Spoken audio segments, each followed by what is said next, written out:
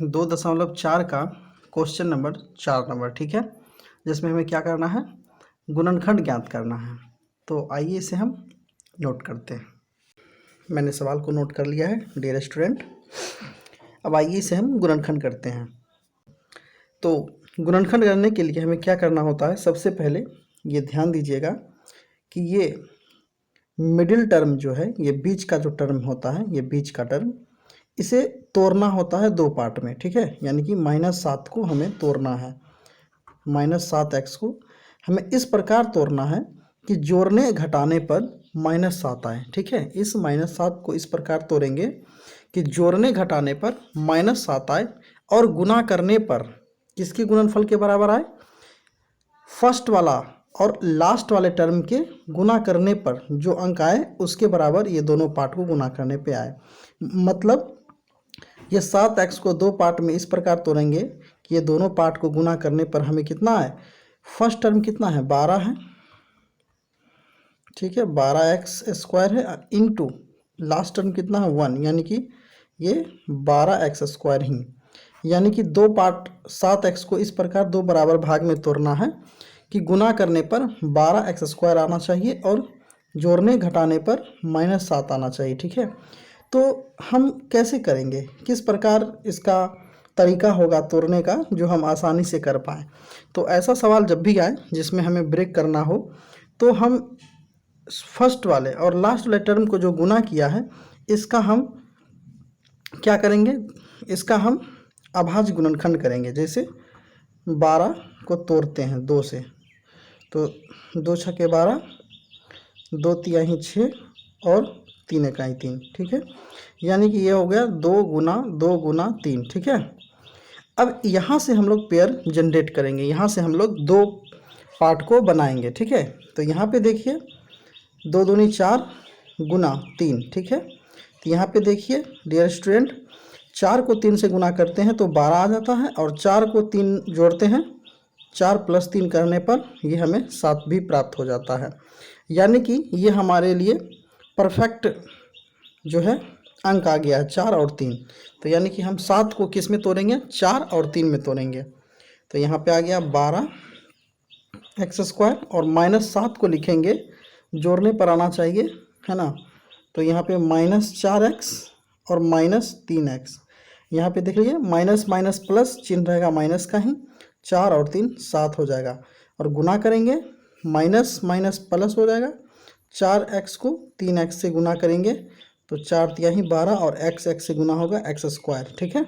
और इसको जोड़ते हैं तो ये 7x आ जाता है, ठीक है। तो आइए अब इसको हम आगे सॉल्व करें। इस प्रकार से हम 7x को दो बराबर भाग में तोड़ लेंगे। अब यहाँ से क्या करना है, अब हमें यहाँ से क्या करना है, इस दोनों पार्ट से हमें उभयनिष्ठ निकालना है, यानी कॉमन निकालना है, ठीक है। तो इस दोनों जगह से हमें क्या कॉमन प्राप्त हो रहा है, देखिए यहाँ दोनों में x दोनों में लगा हुआ है और 4 दोनों टर्म से हमें बाहर निकल सकता है। यानी कि 4x दोनों 12x² और -4x में 4x क्या है हमारा कॉमन आ जाएगा। तो यहाँ कितना बच जाएगा, 4 तिहाई 12 और 2x में 1x निकल गया तो 1x बचेगा, माइनस ये 4x पूरा का पूरा बाहर निकल गया तो यहाँ केवल 1 बचेगा, ठीक है। और यहाँ पे -3x और +1 में क्या निकाल लेंगे हम लोग कॉमन, हम लोग यहाँ से -1 कॉमन निकालेंगे, ठीक है। अच्छा, हम यहाँ से -1 ही क्यों निकाले हैं, ठीक है। तो इसका रीज़न ये है कि इस टर्म में ऐसे भी हमें कोई भी कॉमन नहीं निकल रहा है, ठीक है। और हमारा ये लक्ष्य होता है कि यहाँ जो कॉमन हम निकालने पे जो यहाँ का टर्म बचता है, सेम टर्म यहाँ पे भी जनरेट करना होता है, सेम टर्म यहाँ भी बनाना होता है। तो यहाँ है 3x - 1 और यहाँ है -3x + 1। तो यहाँ पे लेटर तो दोनों का सेम है लेकिन चिन्ह अपोजिट है, क्या है, चिन्ह अपोजिट है। लेटर दोनों जगह सेम है और चिन्ह अपोजिट है, इसलिए लेटर और चिन्ह दोनों को सेम करने के लिए इस -3x + 1 से -1 का हम लोग क्या करेंगे, कॉमन लेंगे, ठीक है। तो यहाँ से -3x कॉमन लेने, सॉरी -1 कॉमन लेंगे, और -1 कॉमन लेने पर यहाँ का माइनस बाहर निकल गया, तो ये 3x प्लस 3x बच जाता है, और प्लस में से माइनस कॉमन निकल जाता है, तो यहाँ माइनस बचता है, ठीक है। अब यहाँ पे देखिए 3x -1 और 3x -1 दोनों टर्म में है। फिर से हम लोग यहाँ पे क्या करेंगे, 3x -1 निकाल लेंगे, ठीक है, या फिर 3x -1 को एक बार लिखेंगे, और बाहर क्या बच जाएगा 4x और ये -1, तो बाहर जो बचा है 4x -1 उसको लिख लेंगे। इस प्रकार से हमें गुणनखंड प्राप्त होता है, ठीक है। तो ये 12x² - 7x + 1 का गुणनखंड हमारे पास क्या आ गया, 3x -1 और 4x -1। अब हम दूसरा सवाल देखेंगे, ठीक है। हमने क्वेश्चन को नोट डाउन कर लिया है, ठीक है। 2x² + 7x + 3 इसका गुणनखंड निकालना है। तो बिल्कुल सेम पिछले सवाल की तरह, ठीक है, इसको भी सॉल्व करना है।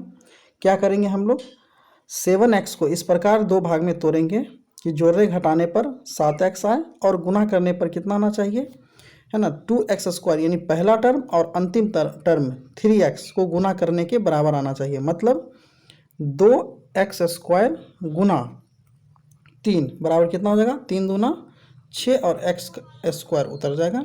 यानी कि 7x को दो बराबर भाग में इस प्रकार तोड़ेंगे कि जोड़ने घटाने पर 7x आना चाहिए, और गुना करने पर कितना आना चाहिए, 6x² आना चाहिए।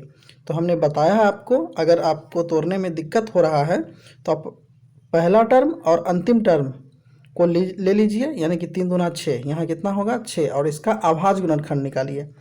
2 से लगाएंगे 2 तिहाई 6, और 3 से लगाएंगे 3 इकाई 3, ठीक है। तो इस प्रकार से हमें इसका अभाज्य गुणनखंड निकल गया है, और यहाँ पे अब हम लोग इसको पेयर बनाएंगे, 2 × 3 × 1, ठीक है। अब यहाँ से 3 दूना 6 और गुना 1, यहाँ देखिए हमारा पेयर रेडी है, ठीक है, हमारा पेयर बनकर रेडी है।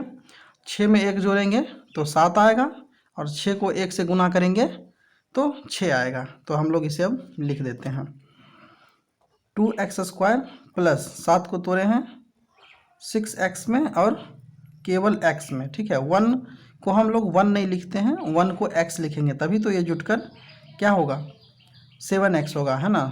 इस दोनों को जोड़ेंगे कैसे, तो इसे जोड़ने के लिए आपको हमने पिछले लेक्चर में बता चुका है। ये 6x है, ठीक है। तो x को हम लोग क्या बोलते हैं, चर बोलते हैं, और 6 को हम लोग अचर बोलते हैं, ठीक है।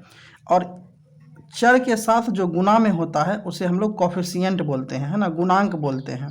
तो जोड़ घटा में हम लोग गुणांक को जोड़ते हैं और चर पद को उतारते हैं, ठीक है। तो इसका गुणांक 6 है, और इसका x का गुणांक कुछ भी नहीं तो 1 होता है। तो 6 और 1 क्या हो जाएगा 7, और x मिलकर x ही होगा, क्योंकि ये जोड़ है, सिर्फ एक चर को उतारते हैं, है ना, गुणांक को जोड़ करके एक चर को उतारते हैं। आगे बढ़ें, +3, और इस दोनों को गुना करने पर 6x² आएगा। 6 को 1 से गुना करेंगे तो 6 ही होगा, और x को x से गुना करेंगे तो 6x² होगा, ठीक है। 6x × x बराबर 6x², ठीक। अब यहाँ से हम लोग कॉमन लेंगे, क्या कॉमन निकलेगा, यहाँ 2 मिल रहा है, यहाँ से भी 2 निकाल सकते हैं, यहाँ x² है और यहाँ केवल x है। तो इस टर्म से 2x और यहाँ से 2x हम लोग बाहर ले सकते हैं।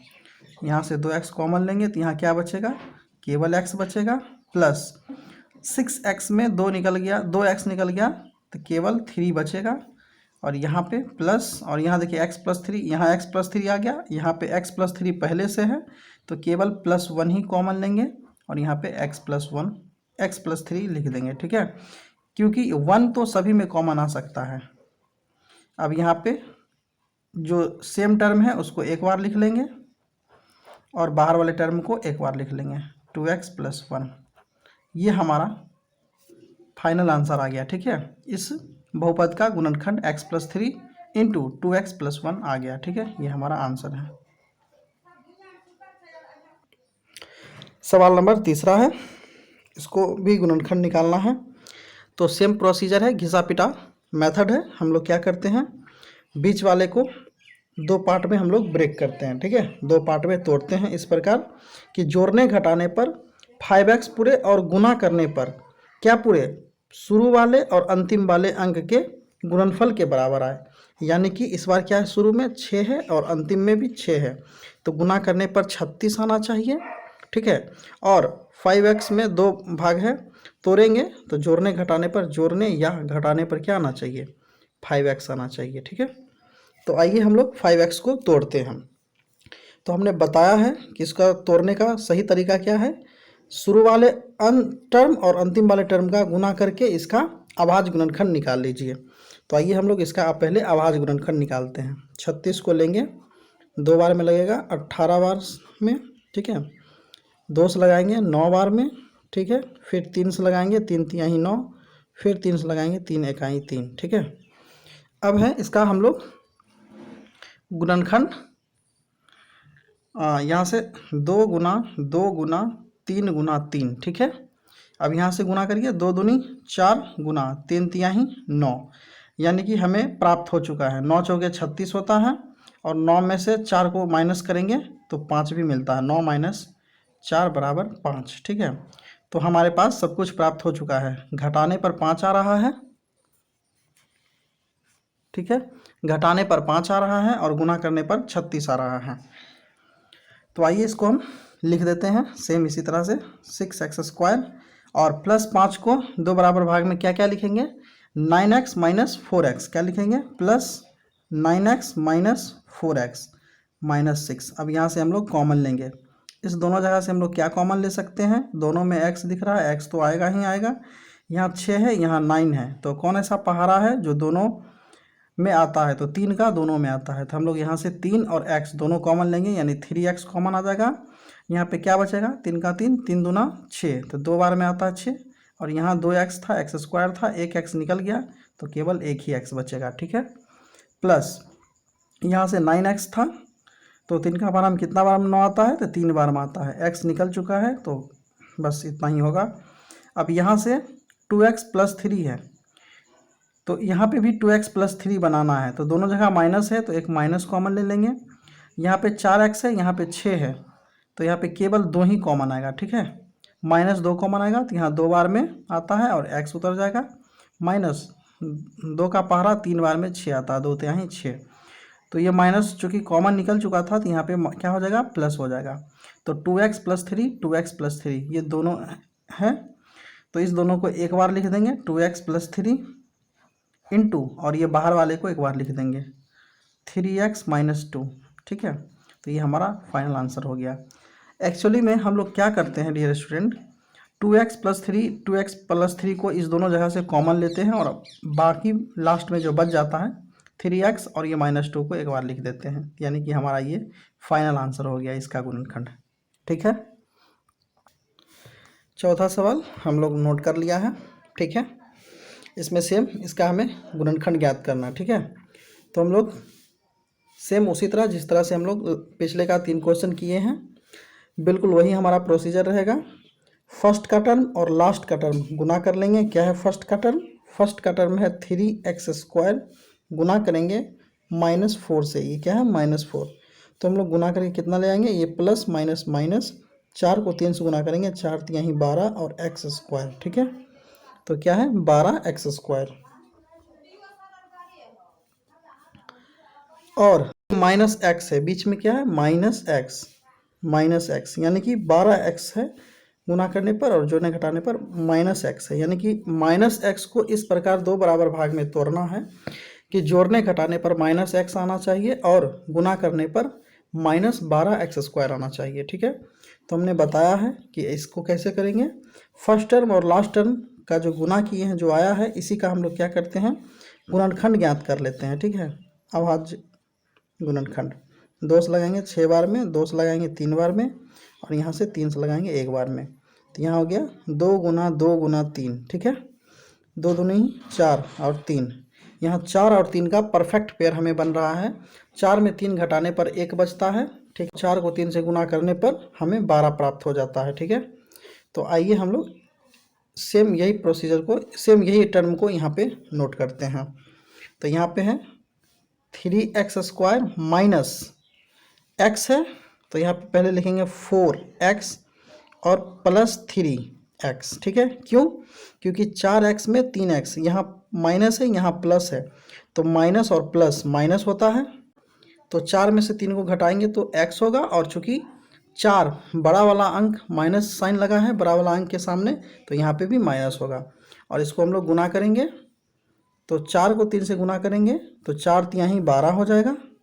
ठीक है, अब हम लोग जो है ये पूरे टर्म से क्या करेंगे, कॉमन निकालेंगे। ठीक है, तो यहाँ से क्या कॉमन निकल जाएगा, ये दोनों टर्म से हम लोग क्या करते हैं डियर स्टूडेंट, यहाँ पे 3x² है और यहाँ पे 3x है, इस दोनों टर्म को एक साथ कर लेते हैं। ठीक है, तो यहाँ से 3 और यहाँ से 3 निकल जाएगा, और यहाँ से x निकल जाएगा, तो हम लोग यहाँ से 3x निकालेंगे, तो यहाँ क्या बचेगा, केवल x बचेगा, और यहाँ पे प्लस क्या बच जाएगा, 1 बचेगा, क्योंकि ये 3x पूरा कॉमन आ चुका है। ठीक है, और ये पूरे टर्म में हम लोग क्या करेंगे, माइनस का 4 कॉमन ले लेंगे, माइनस का 4 कॉमन ले लेंगे, तो यहाँ क्या बचेगा, यहाँ बचेगा केवल x और प्लस 1। ठीक है, अब ये दोनों टर्म को एक बार लिख लेंगे, x प्लस 1 इंटू